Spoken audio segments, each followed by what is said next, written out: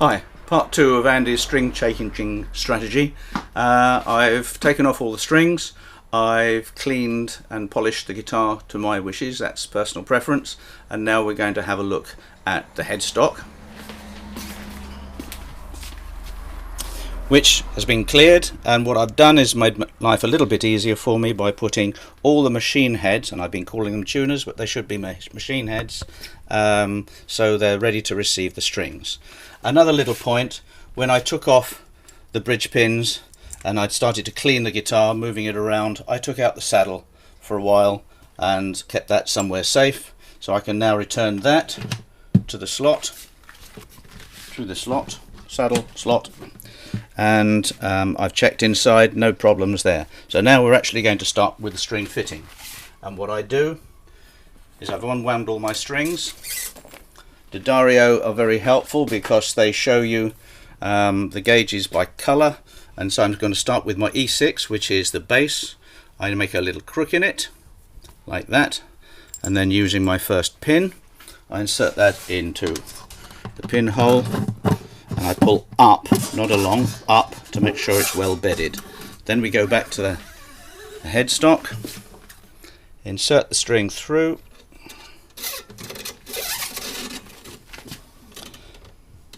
and then, this is my methodology,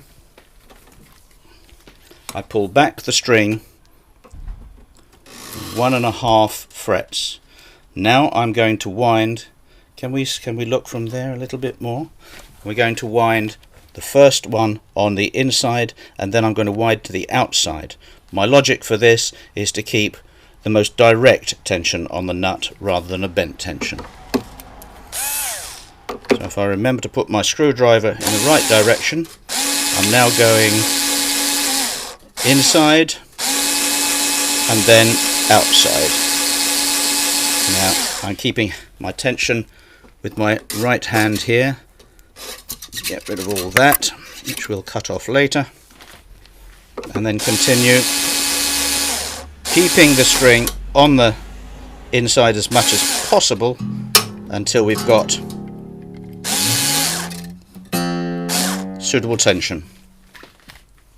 I can now cut that end off and get it out of harm's way, or at least out of my eyes, possibility from getting done. Now I'm going to go to the other end. I'm going to do the first string now, which is a silver end. So that looks like that. And so I put my little crook into the string and it goes into the pinhole. Exactly the same procedure. Make sure that it's well bedded. It has movement there, but it's well bedded, or it will be when it's under tension. And we go back, thread it through. Now on the first, second and third, I like to wind these for 2 frets distance on the string. Again, like this, first wind on the inside and then on the outside.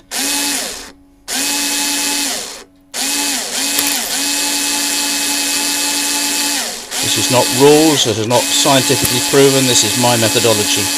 It just works.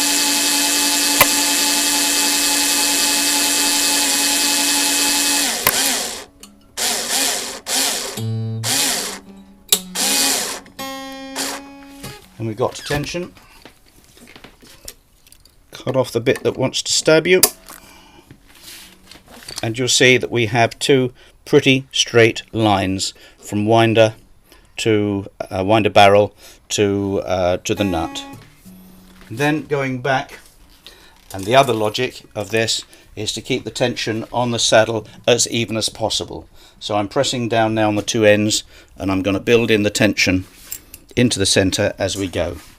Red for an A string, slight crook in, check that it's happily bedded in,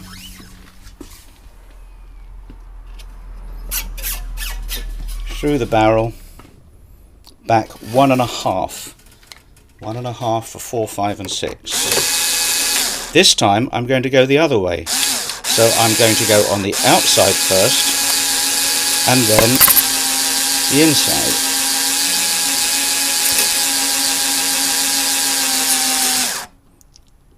Keeping those winds as close as possible. Job done.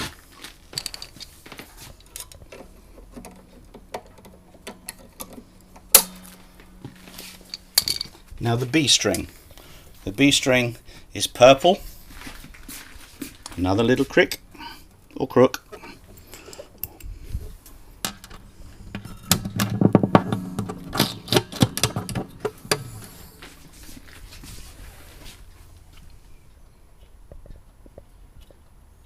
Through the barrel and back 2 because it's the second string. So first, second and third string I go back 2 lengths, 2 fret lengths. Now again I'm going to go outside and then inside, keeping the windings as close as possible.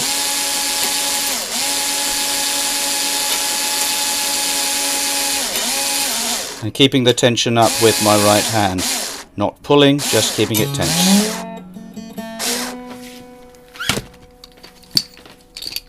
Oops. Pinch it off because it's got some tension on. The wound strings are the same, they've got some tension, not as much as we need, but enough to hold the coil together and the winding together.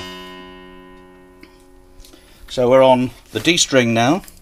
The black one on D'Addario's, little crick or a crook into the pinhole.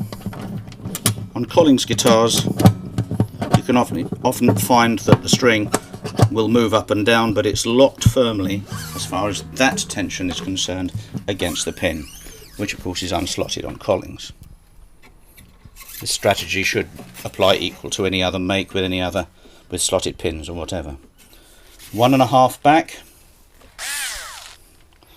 wind, first winding on the outside and then the rest on the inside,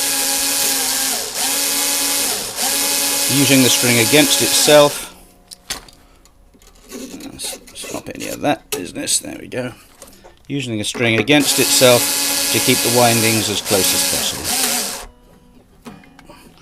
I've gone a little bit tight there, so unwound just a little bit, just to bed it into the nut. Clip it off. I usually tend to try and clip off from underneath to save any scratching on the top, but I didn't there. And finally the G string, which being the third with the green barrel, is the last string I put on when I'm doing a string change set. And I'm going 2 frets back. First one on the outside,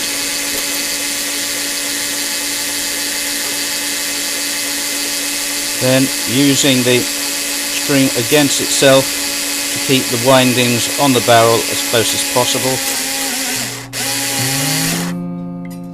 And there we are.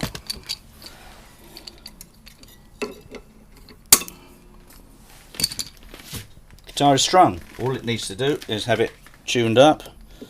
The snark is very good for workshop use. I don't find it very helpful for performance use, but it is an accurate tuner.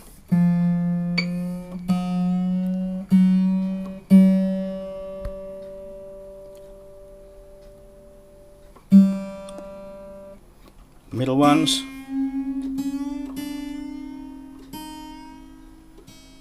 First string. And what I'm trying to do is keep the tension, oh that's already high, as even as possible as I'm tuning up. Fifth string.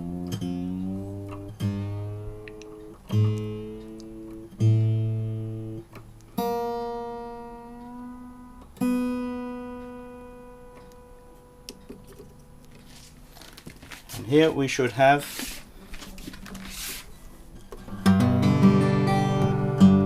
guitar that's nearly in tune. Some adjustments necessary. The strings will stretch of course over the next 24 hours, but that is my Andy's string changing process for slotted heads. Not so difficult, is it? Thanks a lot.